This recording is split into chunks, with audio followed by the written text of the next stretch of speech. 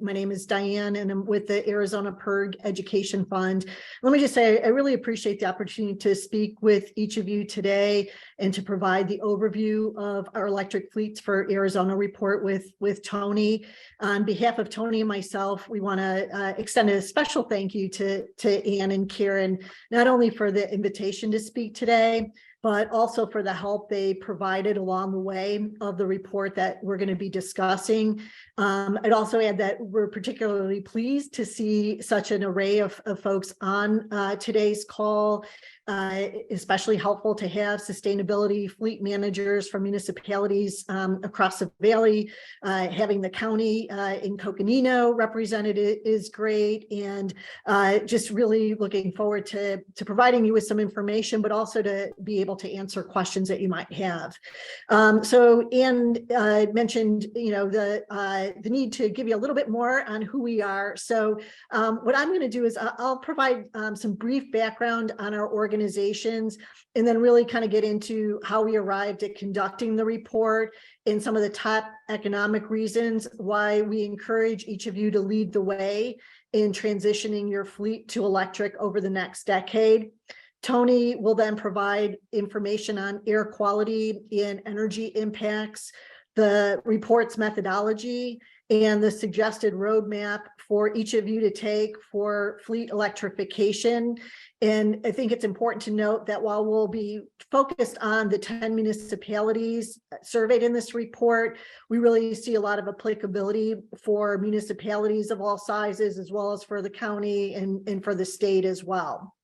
So in terms of our organizations, the Arizona PIRG Education Fund conducts research in education on issues in the public interest, and we have a specific focus on protecting consumers. When it comes to transportation electrification, I've had a chance to work with a number of you on this call. We've been involved with our DC office, state PIRGs, and others, including some municipalities to help promote federal funding in this area. Have been involved in ADOT's NEVI plan, policies at the Arizona Corporation Commission, and utility stakeholder groups. And we continue to support strong municipal plans, and most recently have done so in Phoenix and Tucson. Frontier Group, who Tony represents, delivers research and analysis on a state and national level to build a healthier, more sustainable America. The organization focuses on information that's accessible to the public, applies insights gleaned from diverse fields of knowledge to arrive at new ideas for solving pressing problems. And together, our organizations created a Transform Transportation platform that recommends more options for individuals and families to travel by foot, bike, and transit, electrification of public transportation and electric vehicles, options that I think each of you have seen, by and large, have brought together elected leaders and officials, utilities, business entities, and advocates from all parts of our state. And the electric fleets for Arizona report that we'll be discussing really kind of stems from the need to transform transportation in order to save taxpayers money, improve air quality, and protect public health. The report centers on municipalities, since you all are often at the forefront of policy changes. And again, just wanted to stress that while the findings really focus on the 10 largest municipalities in our state that we surveyed, the results and methodology offer applicability to other cities and towns. So let's go ahead and dive in. Tony, if you want to, perfect. So as you can see from this slide, at the time that the survey was conducted, which began in late 2021, there were 48,000 registered motor vehicles between our state and local governments. 10 of Arizona's largest cities and towns account for close to 20% of the publicly owned vehicles in our state. And if you look below at the municipalities surveyed, you'll find a good mix from the East and West Valley, along with Phoenix and Tucson. And while notably the percentage of EVs in the survey was quite small, the good news is that in the last year, we've to a number of you, and it appears that that number continues to be growing in municipalities across the state. And the opportunity to accelerate the transition to EVs, as we'll get into later in the presentation, has really never been better, with light duty vehicles, which account for 60% of the vehicles in the fleet surveyed, providing the best near-term opportunities. Next slide. So if we look specifically of one of the benefits of transitioning municipal fleets to electric, we find that it's really the cost savings that can be provided for taxpayers. Annually, as you can see, the cities and towns surveyed spend a significant amount of money, more than $110 million on their fleets, approximately $17.5 million on vehicle purchases, $65 million on maintenance, and $33.5 million on fuel expenditures. Next slide. And if you look at this chart, you can see how transitioning to EVs can provide net cost savings and where the savings come from. Tony's going to discuss the methodology, but I think it's important to note that this report specifically looks at replacing vehicles that would need to be replaced anyway, versus turning the entire fleet over at once. We understand that turning the fleet over at once has a cost associated with it, and we really wanted to look at how to transition the fleet in a smart way that would be aligned with the approach that many municipalities take. It's also important to note that typically when the Frontier Group and the Arizona PIRG Education Fund have conducted research together, we're conservative in our approach. So for example, where we include areas where costs are estimated to be higher, for example, in terms of vehicles, in their depreciation, in reality, those could become lower over time. Further, we use modest fuel costs, which is fuel prices escalate, can obviously mean greater financial savings. Next slide, please. When you break the costs down by municipality, you can see that each of the municipalities that we surveyed is projected to realize financial benefits for their taxpayers over the next decade by transitioning their fleet to electric. And this is important because it doesn't matter the size of the city or the town or the fleet. We have the range on the upper end of Phoenix, at 25 million, to Surprise at 2 million. And I think it's also important to note here that while each of the municipalities can independently save money, that if we look at furthering financial savings, we know that when municipalities procure vehicles, there tends to be additional cost savings that will be realized, and that savings of any kind, when it benefits taxpayers, air quality, and public health, is well received by elected officials and residents alike, which is another reason why we're very happy that each of you are on this call, and we'll continue to encourage you to help lead efforts to transition your fleet to electric. Okay, thank you, Diane. I'm going to talk a little bit about the findings related to energy savings and air quality. And another benefit of electrifying fleets is improving air quality and reducing public health threats from air pollution. And as we found, electrification will bring significant reductions in nitrogen oxide and volatile organic compound emissions, which are the components of ground level ozone or smog. You will note that we see a slight increase in particulate matter emissions, particularly in PM10. And a large part of the reason for this is that the model that we were working with is using grid assumptions from 2020. As we all know, the grid is changing rapidly in the Southwest and moving away from coal and toward a broader range of cleaner fuels, including renewables. So we would anticipate that as time goes on, the air pollution emission benefits and the greenhouse gas benefits will grow. One thing that I often say is that EVs are the only kinds of vehicles that get cleaner over time. And so as we continue to improve and reduce emissions from our electricity grids, both in the Southwest and elsewhere, we can expect the EVs that we put on the road in the next several years to continue to deliver more and greater air emission benefits. So let's take a step back and talk a little bit about the approach that we used in this analysis. First of all, we wanted to ground this as much as possible in actual reality. And so we were fortunate to receive detailed data about the fleet makeup, age, and use from the 10 municipalities. And we are very grateful for their help and participation in the project. In addition, we took that data and worked to both identify vehicles that were most likely to retire over the next 10 years, both either because of the amount of mileage that they had accumulated or because of age.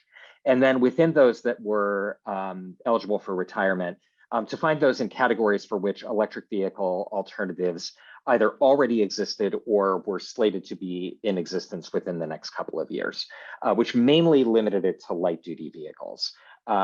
Municipalities in Arizona have developed and purchased electric options of other heavier duty vehicles, fire trucks, police vehicles, and whatnot. Those classes of vehicles are excluded from this analysis. There are opportunities there, but we're not including them in these figures. The total cost of ownership was estimated using the Argonne National Laboratory's A-Fleet tool.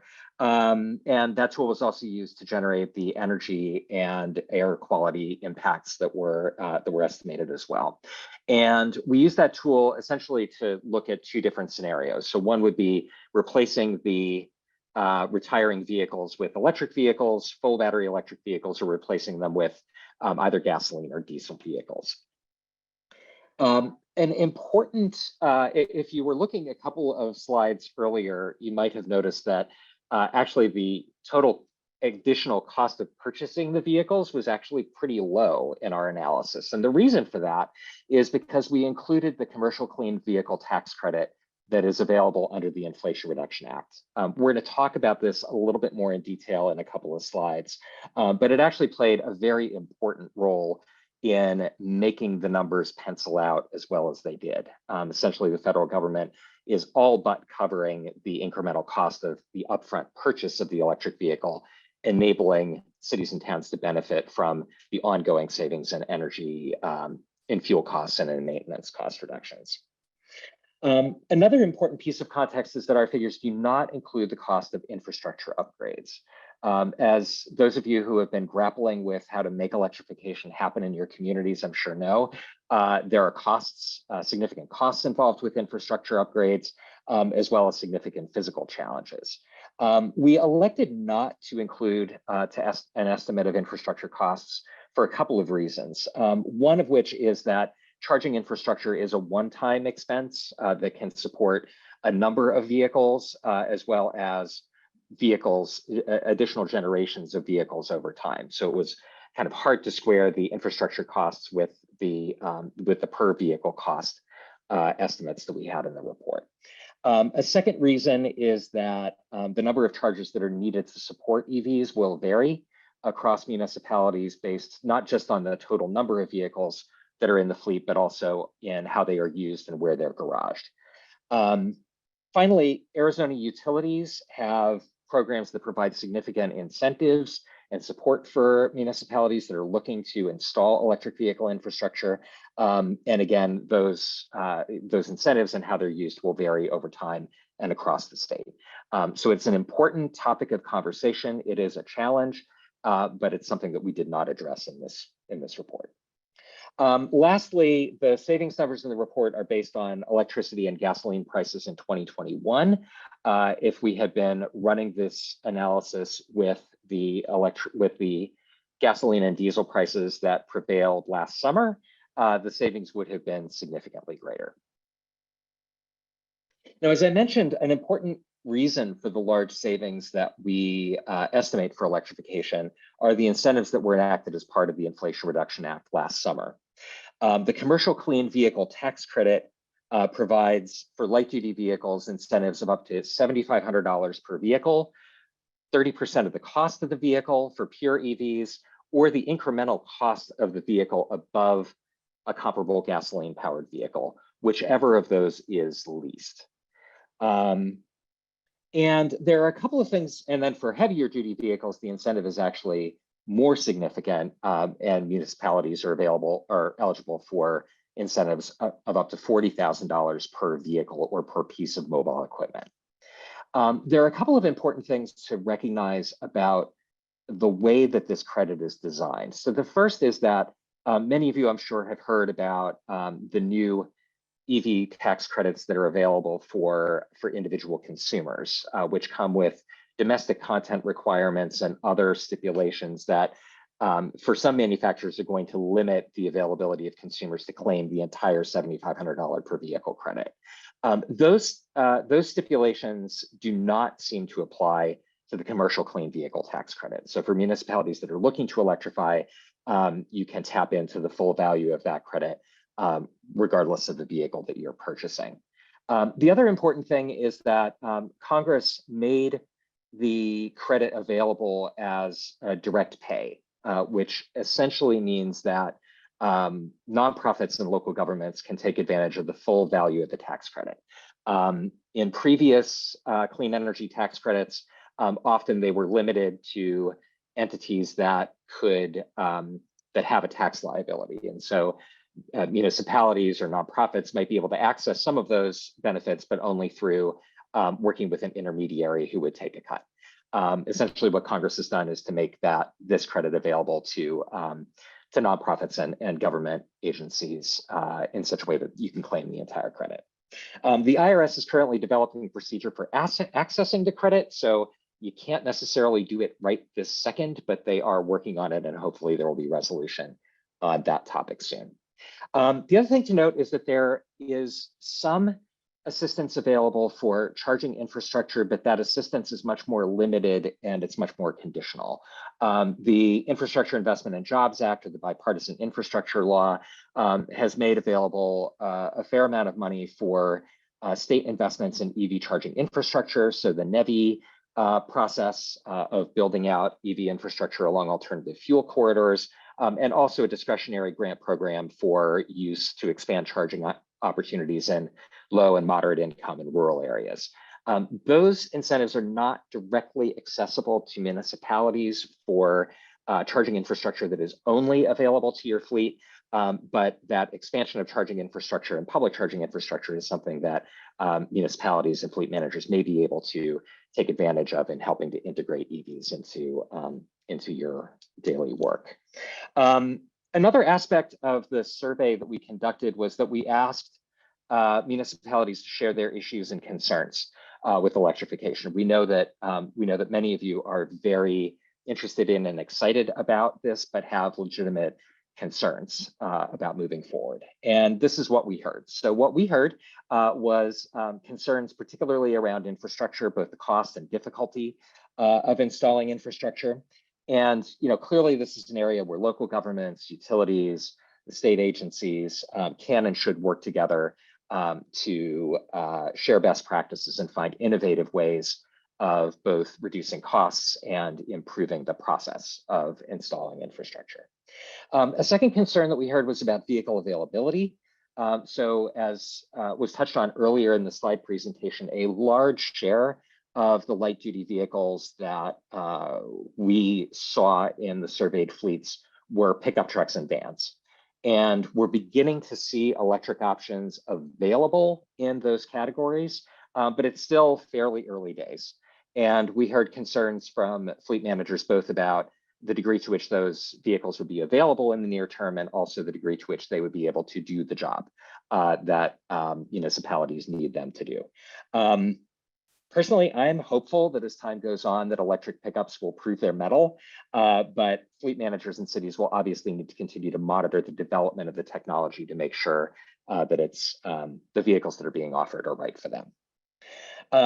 We also heard concerns about from fleet managers about the level of buy-in and political support for electrification. So, the sense that communities are really all in on the project.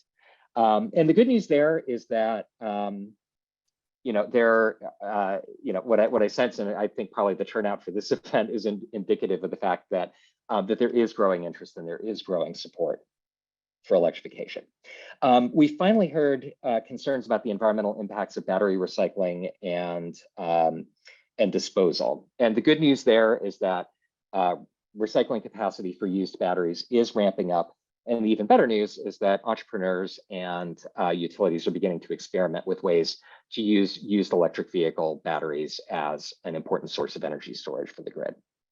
So it's critical, of course, as folks who are interested in sustainability, that we continue to pay attention to the environmental impacts of battery manufacturing and disposal, but there is good news and there is progress being made. Excuse me. So if you're excited by the prospects of electrifying your municipal fleet, delivering savings for taxpayers, including clearing the air, what are the next steps? We have a few suggestions, and the first of those is really for municipalities to set the intention to electrify your fleet over time. Excuse me. Committing to electrification unlocks potential economies of scale in vehicle purchasing and charging utilization. It signals that all-important buy-in from a city's political leadership, and it also enables the entire municipal government to focus on the task at hand. The next step is to develop a municipal electrification plan. Phoenix and Tucson are among the cities that have already produced citywide electric vehicle plans that touch on fleet electrification, but specific and detailed planning is going to be needed to integrate EVs into municipal fleets in ways that assures that they are used. And if there's one other takeaway that I want to leave you with, it's that how vehicles are used is incredibly important to this conversation. In our survey, we found that electric vehicles that were currently in Arizona municipal fleets are not being used as much, not being driven as many miles as fossil fueled vehicles. And municipalities will not be able to reap these benefits of electrification that we're talking about, will not be able to reap the financial savings, will not be able to reap the clean air savings unless those new electric vehicles are being used to supplant travel in gasoline and diesel powered vehicles. That is where the magic happens. And that's where detailed planning is really incredibly important to the success of the entire endeavor. Electrification also works best as a collaborative effort with municipalities sharing information with one another, considering bulk purchasing options, and working together with state government and utilities to make the transition to electric vehicles as smooth as possible. And then, of course, it's critically important to take advantage of all of the incentives that are out there, including the incentives that are available in recent federal legislation. So in summary, the transition to electric vehicles is happening. It is well underway. And as our research has found, it brings tremendous potential for both financial and public health benefits. And cities and towns have a critical role to play in that transition, not only as beneficiaries of the benefits of electrifying their own fleets, but also playing the role of leading by example for other fleet owners in your communities and also the general public. The transition is not guaranteed to be smooth and easy, and it will require considered effort from city and town officials and fleet managers. But the takeaway from our research is that the payoff at the end of that rainbow is significant for taxpayers and for the environment, and that at the end of the day, it's worth the effort. So thank you again for your time, and I look forward to the conversation. Great, thank you so much, Tony and Diane. Good information. I did put the link to the report in the chat. We did have a question from Zach Swartz, who is with the city of Sedona, relative to the lack of maintenance infrastructure. Obviously, Sedona is one of our more rural communities, and he is saying that the city of Sedona is currently having to tow their EVs and hybrids down to Phoenix, leading to a lot of extra costs. So any ideas when it comes to, the maintenance, particularly lack of mechanics that are able to repair EVs and hybrids? I guess one thing that I would say, Diane, you should feel free to chime in is that I'd be interested. There are folks on this call who have a lot more kind of day-to-day experience with how this is happening in your communities than I necessarily always have. So if there are folks on this call who have suggestions or have dealt with similar problems or have come up with ways of solving them, I'd be happy to hear it. The part at the end about you know, the transition not necessarily always being smooth and easy. You know, I think what has happened in the last several years is that you know, electric vehicles have gone very quickly from being you know, kind of an expensive curiosity to a economically competitive and now, you know, heavily supported by the federal government mainstream option. And so it's going to take a little time for some of that infrastructure, the skilled technicians, the folks who are skilled in working with electric vehicles, to come online. I guess the other question that I would just ask is, you know, to what degree there might be resources available through the manufacturers and dealers as well. But it is a good question. I don't know that I have a complete answer for you, but you know, I think there are also states that are a little farther along in this game that perhaps can provide, looking at their example, might provide some insights in how some of those challenges could be addressed. Yeah, and let me just jump in real quick, and then I like Tony's idea, and to the extent that you know, it works for this call, but you know, we do recognize that a lot of you are, you know, working on these issues day in, day out, and have run into different obstacles, and we can learn from one another on how to, you know, best overcome them in Arizona. You know, one thing that I would say, and Zach, I appreciate the question. I know we talked a little bit about this before, and you know, I think that there is a lot of recognition in Arizona, and there has been, you know, under the Dutzik administration, and I think now under the Hobbs administration, that when it comes to the kind of clean energy transition overall, there's a lot more workforce development and training that's necessary. And whether we're talking about the coal transition, whether we're talking about electric vehicles, when we're talking about weatherization, I think each of those sectors is having a lot of conversations right now. And I know that there's some efforts to look at what kind of policies are needed. You know, is it something that maybe there can be more technical degrees, or, you know, kind of the vocation kind of trade schools that offer some of this? Is it programs through the dealerships where, you know, there's oftentimes a lot of maintenance that takes place there that may not be as much right now on the electric vehicle side? And so I think this is one of those areas that a number of folks in, I think, both government, I imagine a number of folks in the municipal arena, as well as advocates, have been really working to figure out how do we best accelerate this so that, you know, there isn't that need to have vehicles transferred from one part of the state to the other, or that folks aren't having to wait for, you know, days or even weeks to have a vehicle, you know, repaired or maintained at the time that it is needed.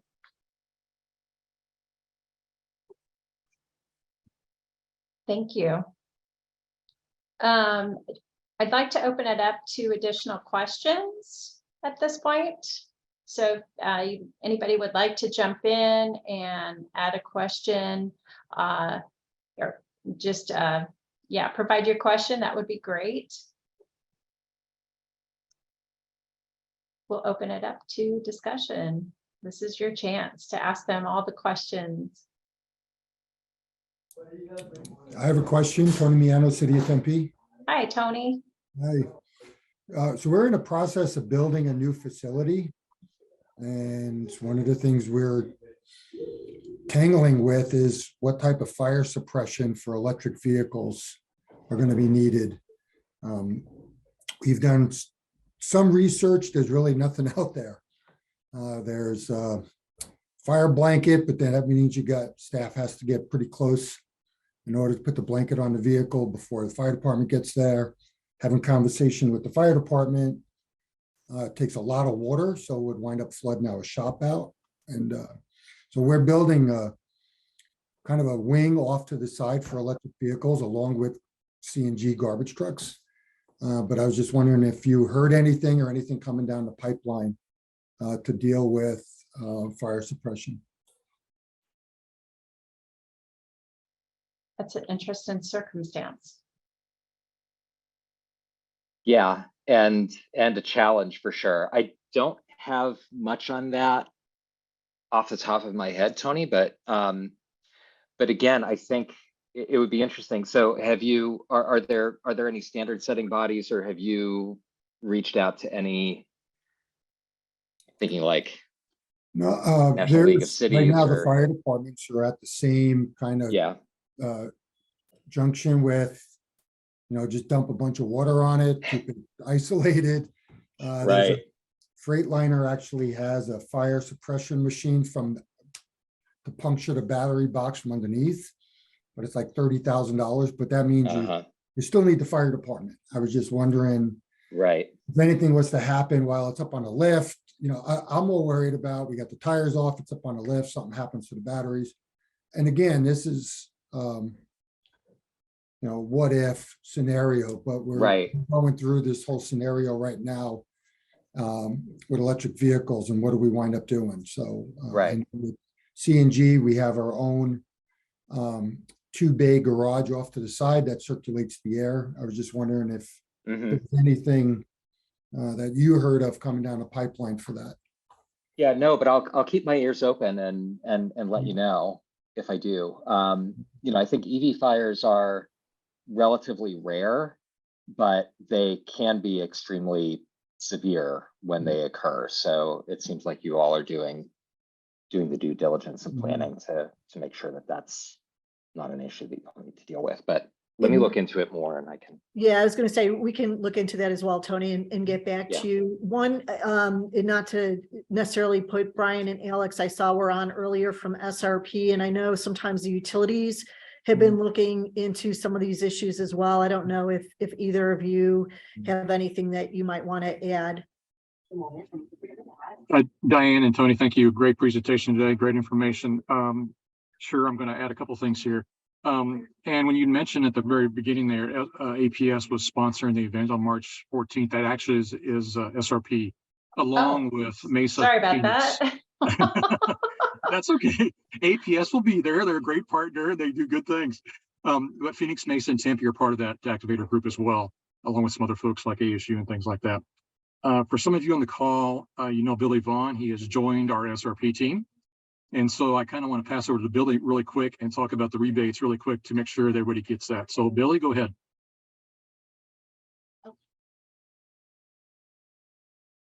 No, that's great. Billy, I know you're there. You're still muted. Unmute Billy. There you go. A larger part, I don't know. Oh, That makes sense. Looks like it's not working for him. oh no. Well, I'll time you really quick. The utility rebates we have right now at SRP for municipalities is $4,000 per port for level 2 and $20,000 for DC fast charging. We only have so many of those DC fast charging available. So if you're doing some of that over the next several months, please get with us and we'd be happy to talk to you about that. So I think that's all I had, unless anybody had any questions. If I can just jump in on that, Brian, and I know Tony kind of went through the kind of cheat sheet, if you will, of what municipalities can do. I would stress 2 things on that list. One is, we've had a chance and have really appreciated the ability to work with each of the utilities on their various plans. SRP I refer to as your 2035 plan, but we're also part of the ISP, the resource planning process underway right now. And, I'm looking at who all is on this call, a number of folks representing municipalities in SRP's service territory. And, SRP, I will say, has been really a great partner with municipalities as well as with their ratepayers. I happen to be an SRP ratepayer.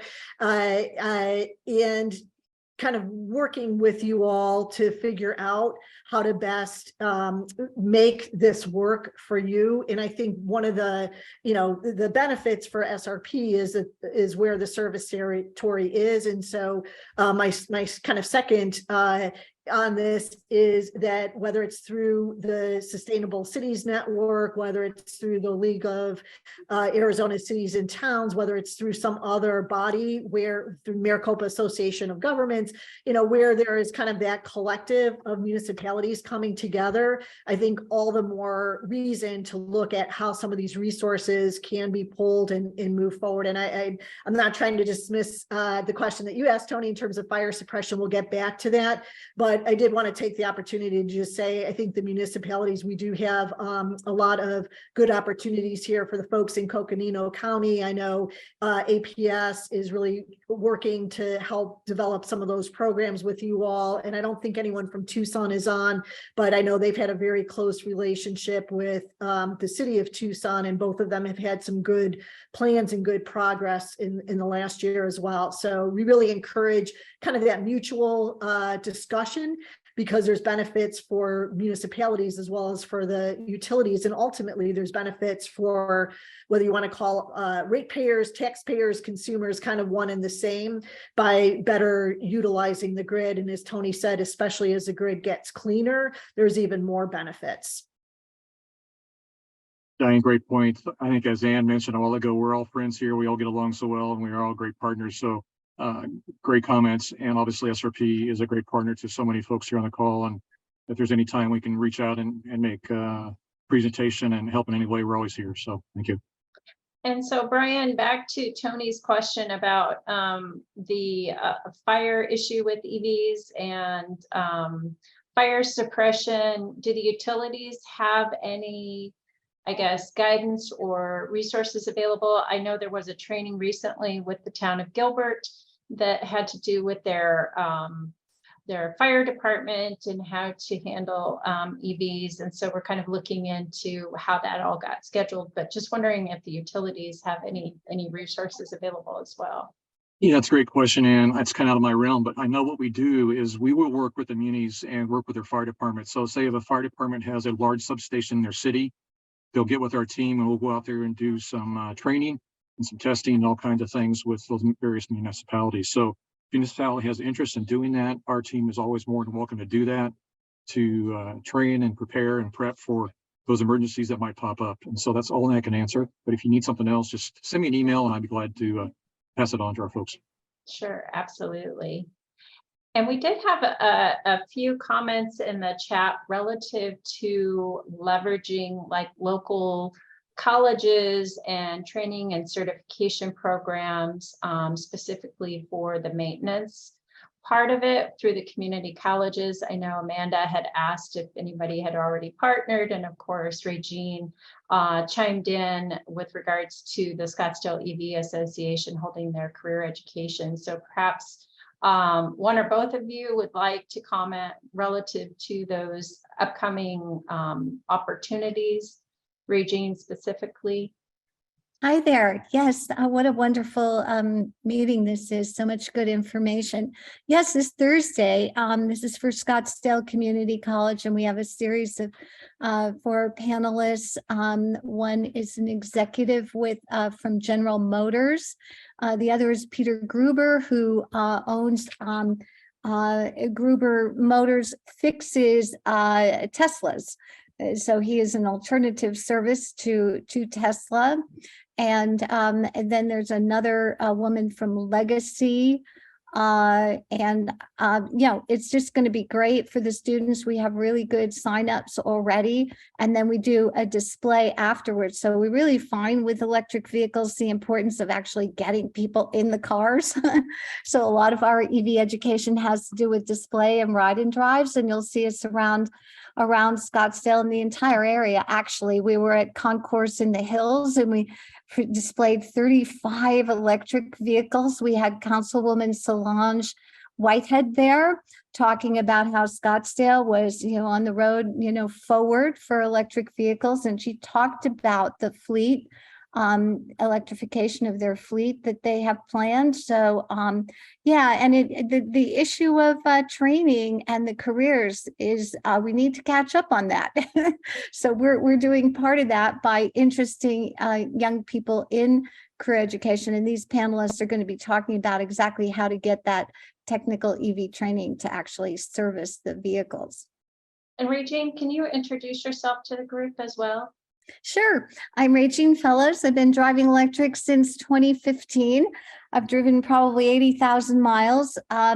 I have been in leadership of nonprofits to do with electric vehicles for these 7 years. I was president of Electric Vehicle Association, which has over 100 chapters throughout the country, full of volunteers who just get out and show their electric cars to people, neighbor to neighbor. And do a lot more than that. You probably know us for National Drive Electric Week, and coming up is Drive Electric Earth Day, which is in April. And now I am helping out the Scottsdale chapter, newly founded, but absolutely on fire. And as education director and treasurer for them. And I'm a director at Plug in America as well. That's a lot of hats. Yes. You know, it's kind of like you can't stop. And we all know that it's just never fast enough, is it? The adoption. I'll make one comment, something, because, it's important to stay encouraged on all this. In California, there was I can't quote you the exact article, but if you email me, I'll find it. They did a study of how much it's cleaning up the air in California relative to each city's adoption. And the higher the adoption rate, huge improvements, lower visits to the emergency room, lower cases of childhood asthma, lung diseases in older adults, all those things that are about air quality. I know we focus a lot on climate, but we do not have a great air quality here in Arizona. We don't like to think about breathing all that particulate matter and NOx, but in fact we are. And so we link up with American Lung Association. By the way, they're having Climb for the Air, Fight for the Air Climb in April. So if you're interested in helping out American Lung Association in the Valley, you can climb up the Scottsdale Stadium with hundreds of other people. It's in April. If you go on their website, ala.org, or Fight for the Air Climb, you'll find it. It's a real fun one. Instead of a walk, you're climbing. So anyway, just a word on air quality there. And can I just jump in real quickly on a couple of those points? And Regina, I appreciate you touched upon so many things. One is and I saw Melissa Ramos was on here earlier. I don't know if she still is, but I can also send around a couple links to you and afterwards for distribution. Their State of the Air report, again, kind of shows some of the problem areas that we have in our state. Tony kind of alluded to some of the issues that transitioning to municipal EV fleets can help to address, but we know that there's a lot of problems here. The other thing that I would just mention, because you kind of mentioned Scottsdale, and there was some good work on codes in the last year that were adopted there. I think one of the things that we really found, and again, really appreciate folks that filled out the survey, is that if you look at the surveys, this wasn't like all of the most progressive cities or the most conservative cities. We really had a mix. And in talking to folks as well, I think one of the things that we know is that while, everyone on this call assumedly came here because of sustainability interests, for some mayors, for some municipal leaders, it's going to be the taxpayer savings that really is going to, be most influential. Others, it will be air quality or public health. For most, I think it's kind of a combination. And so I think it's important as we're looking at the fleets, that we're looking at all of these various benefits that we talked about in here. And I would also kind of put in a plug, I guess pun may be intended on that one, for the electric vehicle associations. So, I know Phoenix, Tucson, we've had a chance to work with on various projects over the years, and I'm happy to hear Scottsdale kind of up and forming. But folks that are part of those also have a lot of really good technical experience. Most of them have been driving EVs for a period of time. And so, also encourage folks, if you have an electric vehicle association in your community, and you're looking to partner, obviously feel free to call us, Plug in America. We work very closely with in Arizona, but those are a lot of good sources of information as well. And if you're looking to bring electric vehicles to your community, oftentimes they can help do that on a pretty quick turnaround. Looks like Regine has a question real quick.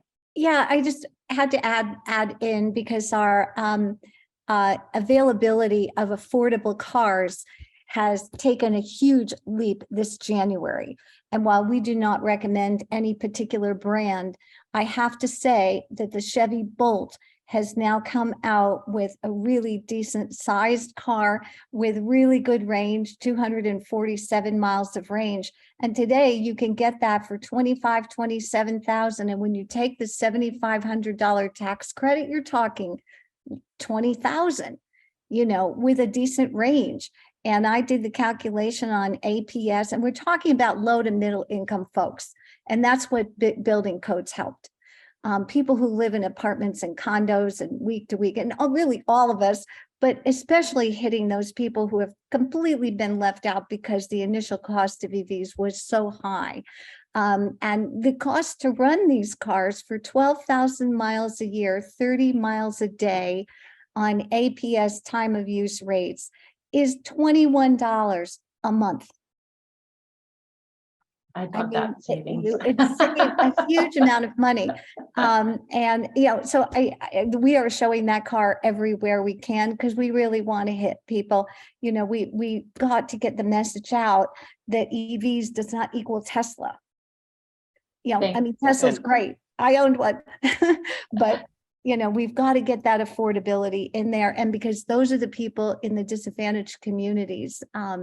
Anyway, so I had to put in a plug for affordability, which is now here. Thank And you. just to, if you don't mind, just to add, to jump off of Regine's comment, when we looked in our study, we were looking at actual vehicle prices last year. So there is great potential for, I think what we've seen in the market for electric cars has been sort of moving from the Tesla level of pricing to what Regine is talking about, the Bolt level of pricing that's available now. And I think over time, what you're going to see is, and in fact are seeing, is that larger vehicles will continue to move down this step ladder of increasing range, increasing capability, reduced costs. And it's pretty flabbergasting the speed with which all of that is happening. So it's something to look forward to. And I think, should that trend continue, that's, an important thing to keep in mind going forward. I see Harold Seguenza has a question. Go ahead, Harold. Hi, this is Harold with the City of Avondale. So kind of keeping in line with, talking about taxpayer dollars and saving money for taxpayers and looking at your cost modeling. And Tony Miano brought up, I think, a good point in regards to a facility that he's fortunate that he's going to start building here pretty soon. Most cities and government agencies, we manage our own fleets internally. So we have our own facilities and we have our own infrastructure in place for our fleet today. In regards to the cost modeling and the cost savings overall, was there any consideration in regards to what it would take for a city or government fleet to be able to take on these electric vehicles? Because the current fleet shops today cannot handle them. They just can't. And so I think if we're trying to, talk about upfront capital costs, because that's usually the elephant in the room that no one wants to tackle, right? When it comes to costs, was there any consideration in regards to your cost analysis and savings for upfront capital costs to get fleet buildings and fleet infrastructure in place. Tony Biana brought up a good point with fire suppression. I mean, that's a huge cost overall that if we're trying to move forward this electrification for government fleets, I think that has to be a big consideration as well. Yeah, no, it's a good point. And, as we mentioned earlier, the, infrastructure costs and I think fleet management facilities costs are also things that we, obviously considered them in recognizing that they are real costs and real challenges, but weren't able to quantify them as part of the analysis. I think there are a couple of ways to look at this. And, one way to look at it, and I think this comes back to the question about municipal commitment, is we are making municipalities and cities and towns have been investing in and improving their fleet management infrastructure for existing fossil fuel vehicles for many years. Some of that will be able to carry over, much of it will not. The investment that we're making in those kinds of facilities is a long-term, one-time investment that hopefully, knock on wood and cross fingers, is going to be something that is going to be, a capital investment that will benefit the municipality over the course of many, many years to come. So I think it's just important to both recognize that those capital costs are extremely significant costs that are in many ways peculiar or particular to a specific municipality and are real costs, but are also costs that are longer term investments that will hopefully support generations of vehicles in years to come. So I don't want to downplay the degree to which, and I think our report attempts to be quite clear about the fact that we are not addressing that very large elephant in the room, as you mentioned. I don't want to downplay that, but I think it is important that we sort of recognize it as being, kind of a different category of expense than the fleet replacement expenses that we really wanted to focus on in this report. Great, thank you. Danae? I have kind of a burning question for Tony and Diane, because a lot of this work is looking at the public interest, and one of the benefits being the reduction in air pollutants. But one of the things I struggle with is that cities auction off our vehicles when we're done with them. And so they get purchased and continue to be used because they do have life beyond their municipal life. So I like struggle with it, because what is really the most sustainable thing to do with that vehicle once you've decommissioned it from the city's fleet? That's a good question. In our analysis, we set a pretty high. So we assume basically that vehicles would be retired in cities where we had mileage information, that they would be retired at about 150,000 miles or 20 years, and in places where we didn't have that information, I believe it was 10 years from the time at which we took the survey. Yeah, I mean, it's a trade-off, I think, between, because if you look at the big picture, what we are really trying to do, or what we really need to do to address our air quality and energy challenges and climate challenges, is to replace all of the vehicles that are on the road in the fleet. So obviously, if you have a fossil fuel vehicle that is going to somebody else, that's not necessarily getting replaced immediately. So, on one hand, if we were going back to sort of the cash for clunkers era, you would say, well, we should scrap that vehicle. But, over the long term, I think the important thing is that, this transition is not something that is going to happen overnight. It is going to take us quite a while to replace the existing fleet with EVs. And that is going to be, because eventually the EVs that will be making their way into municipal fleets will, in 5 or 7 or 10 years, then themselves be going out, and being auctioned and being repurposed. So I think it's an important question. It's a relevant question. I think if we had some sort of a federal program that incentivized the scrapping of internal combustion vehicles, that could help.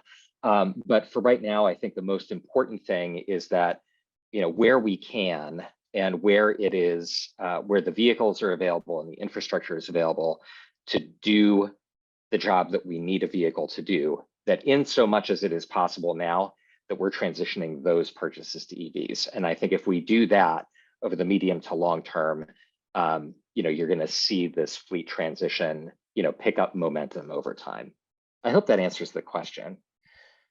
Yeah, and I do like that you bring up the point that in the future we would be auctioning electric vehicles. And so it's kind of this slower pace, but eventually we won't just be putting pollution elsewhere. Yeah.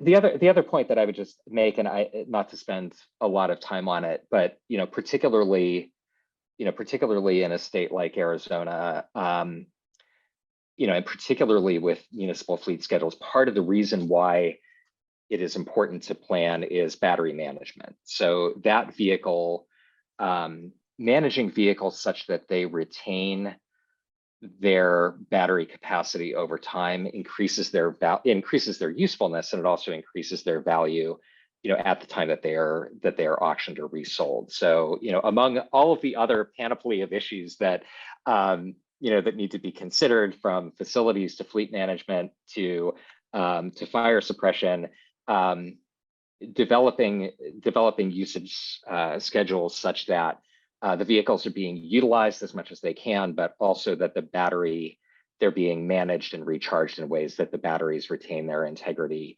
over time, is also really important. And just to add on to that, and Danae, I know you're familiar with a lot of this, as I'm sure probably most, if not everyone else on the call is, but I think, the technological advances that we've already seen is, I think really been pretty impressive in a short period of time, when we expect even more. I kind of think a lot about electric buses, and how there was a lot of cautiousness, to say the least, when the idea was kind of first approached in Arizona, because of kind of the areas of our state that hit that 120-degree mark. And we've seen Tucson kind of successfully roll those out for the municipal fleet. We know, other parts of the state are moving forward in that direction. Phoenix has contract out. I know Coconino and that part of the state has been, very supportive of those kind of efforts moving forward. And so I just kind of raise it as a,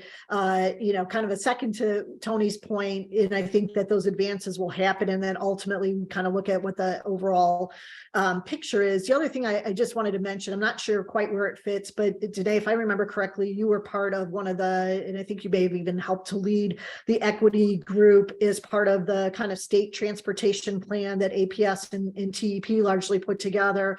And I think one of the other things that we are hearing more and more of is folks are bringing up issues of kind of secondary market, as well as just the advantages for folks that are on a more limited income, and being able to make purchases of electric vehicles at kind of a comparable rate, but also the kind of savings that folks will see is part of that. And so I think some municipal vehicles at times will not necessarily hit their full potential, but I think there will be a market for some of those as well moving forward.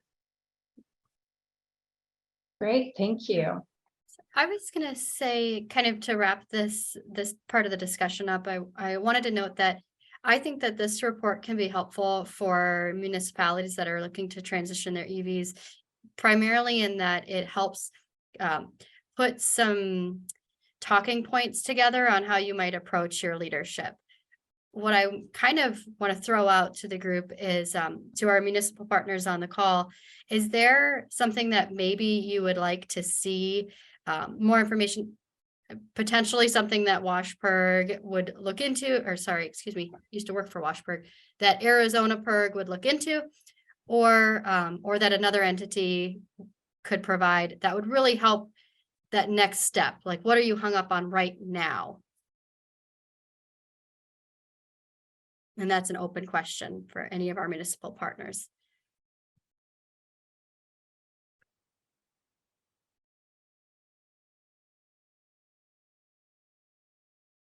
Well, I think just like I said, and we've already discussed, is just that, well, one Sedona is already sold on the transition to EVs and hybrids. And I'm in charge of overseeing this policy and this transition, helping all of our different departments within Sedona's government make that transition. But one major setback, like I said, is as far as we know, and I'm looking more into this, there's no one in the valley, meaning Sedona, Cottonwood, Cornville, Camp Verde, that is capable of really repairing any and all aspects of EVs. And so we're having to spend, like, our police department just blew their entire maintenance cost already, just towing our EVs down to Phoenix for repairs. Thank you, Zach. That's really good and something that I honestly haven't even thought about. So I'm glad you brought it up. Yeah, thank you guys. Are there other kind of pressing barriers that people are feeling? This is Harold again. I would say, the study focused on light vehicles, which I think was great in regards to really tackling the larger amount of the large percentage of most municipal fleets, but maybe going a little bit deeper into those light vehicles, light duty vehicles. From a pickup truck, most municipalities, the larger fleet aren't pickup trucks, as you mentioned in your study. And each one of those trucks have different use cases. So some may be okay, depending on the application that's being used on a daily basis of whatever department or division within that particular government agency. So maybe focusing maybe a little bit more on where it could be successful today, instead of what it is, what the future looks like, what is possible today. Because I think that's what most, if I would say, fleet managers are kind of hung up on at this moment is, yes, technology is getting better. The Ford F-150 Lightning, the price is not coming down, it's actually going up, unfortunately. And that's really the only pickup truck available right now in the market. And the range is very small on that. So a city like size of Avondale, we're small, so it could work for our operations, but for larger cities like Phoenix, your Mesas, and those that have a lot of miles to cover, what does that mean for them? So I think doing something more of what vehicles could be used today for specific applications within government fleets and their use cases. I think that would help tremendously, not only to turn around the fleet managers, because those are the ones you really have to kind of sell to, right? To get their buy-in and feedback, because sometimes when you do have a council initiative or a leadership initiative, I think it's great, right? You need to have that support no matter what. But then what's the real world application afterwards? Where could it really be successful? Because what you don't want is to have a wholesale, Sedona, I'm not sure exactly what you're going through right now, but wholesale, we're going to turn the whole fleet electric when there aren't vehicles capable to do every single thing that is required within every single operation of that city. So you don't want it to be a failure, right? You don't want that initiative from that city council or from the government leaders to be a failure, because then it's difficult then to turn things around or to convince the public once again after it fails. So I think really honing in on what can be done today can really help fleet managers kind of turn things around a little bit and get their buy-in a bit more. Yeah, I totally agree with Harold on that. We definitely have to be really careful when we're picking our vehicles and not encouraging people or department heads to buy their own, buy EV vehicles that are not going to fulfill all the needs that they are required of the vehicles that they're going to be purchasing. So having a list of, what's available today is, like Harold said, I think that would be really helpful for us as well. There are some, I just wanted to add there are some resources. So so I believe that the EPA for light duty vehicles has its roster. It's through their fuel economy site, but essentially it gives you the full roster of every vehicle that's being manufactured. And then I believe that the Department of Energy's Alternative Fuels Data Center, I believe, has a fairly detailed roster of for heavier duty vehicles, what is available currently on the market. They do a periodic survey. So, so there are some of those resources out there, but obviously keeping tabs of things as they change rapidly is helpful. If I can just jump in real quickly, because it looks like, Ann, you're trying to perhaps wrap us up here. I really appreciate that question, Danae, and I would just, again, and Allison will send out the slides that has our contact info.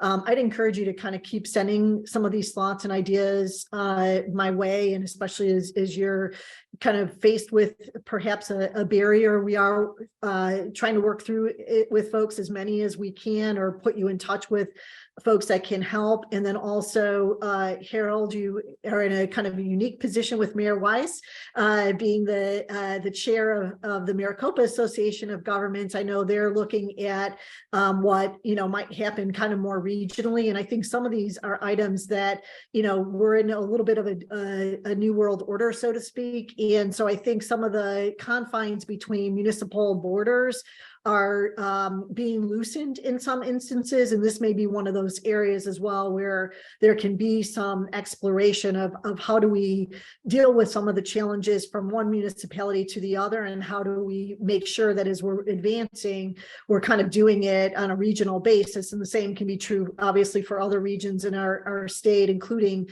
Zach, how you kind of defined the area that you're in and the relationships between folks there. Thank you, Tony and Diane. Danae, any final thoughts before we wrap up? Just to say that I'll probably be reaching out to some of you. I'm getting an idea that we need to put together kind of a case studies, because many of us do have some electric vehicle in our fleet somewhere doing, a specific function. And if we could be able to share some of our lessons learned and success stories, I think that would be helpful. So I'll reach out, or if you're interested in presenting on your city's electric vehicle fleet case, let me know, and I'll be happy to include you in that panel. But with that, I know we've still got 5 minutes to spare for community updates. Well, and I'd like to thank Tony and Diane for a great presentation, and I think a really robust discussion. So thank you for hanging on a little bit longer. I think there are some good questions that came out of it, and also thank you to Regine for chiming in as well. And it kind of dovetails nicely into our federal infrastructure discussion, because, we're wanting to know where we need information as well as monies. And so clearly there are some very specific needs when it comes to training, kind of the infrastructure for that, I guess, maintenance and so forth. So that could be really important needs that we can focus on with our infrastructure funding discussion. So this has been incredibly helpful. So thank you very much for that. And we'll make sure to put all the resources and presentation on our website when available. So stay tuned for that.